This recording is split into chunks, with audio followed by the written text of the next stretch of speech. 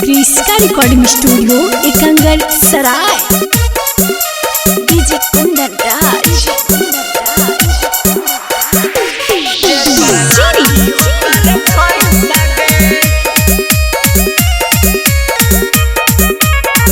Presented by Kriska films.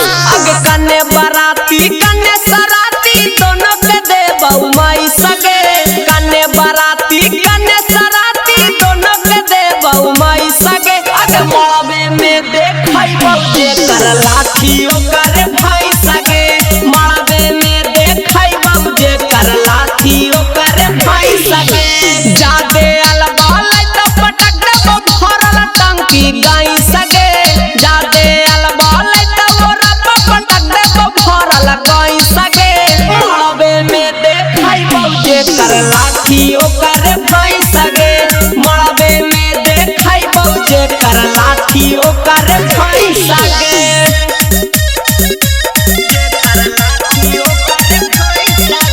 DJ Kundan Raj.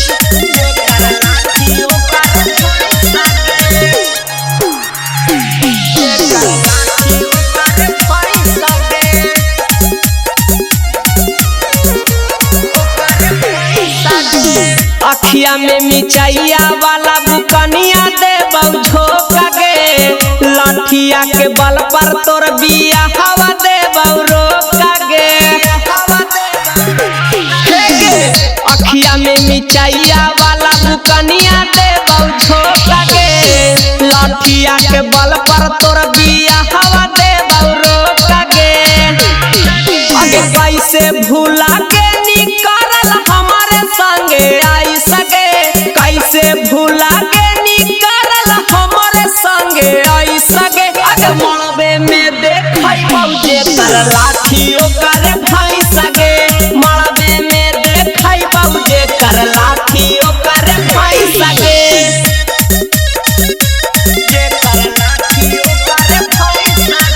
DJ Kundan Raj.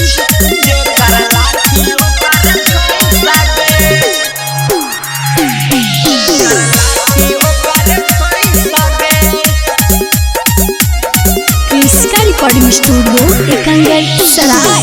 DJ कुंदन साथे कैनी दागाबाजी गे। देख ले बहु की करतौ तोर भैया बाजी गे। डीजे कुंदन साथे कैनी दागाबाजी गे। देख ले बहु की करतौ तोर भैया बाजी गे। राउसन पुजारी में तोरा मिललौ कवन लाई सगे। राउसन पुजारी में तोरा मिललौ कवन लाई सगे। मड़बे में देखई बहु कर लाठी ओकर भाई सगे। मड़बे में देखई बहु कर लाठी ओकर भाई सगे। क्रिस्का रिकॉर्डिंग स्टूडियो एकंगर सराय।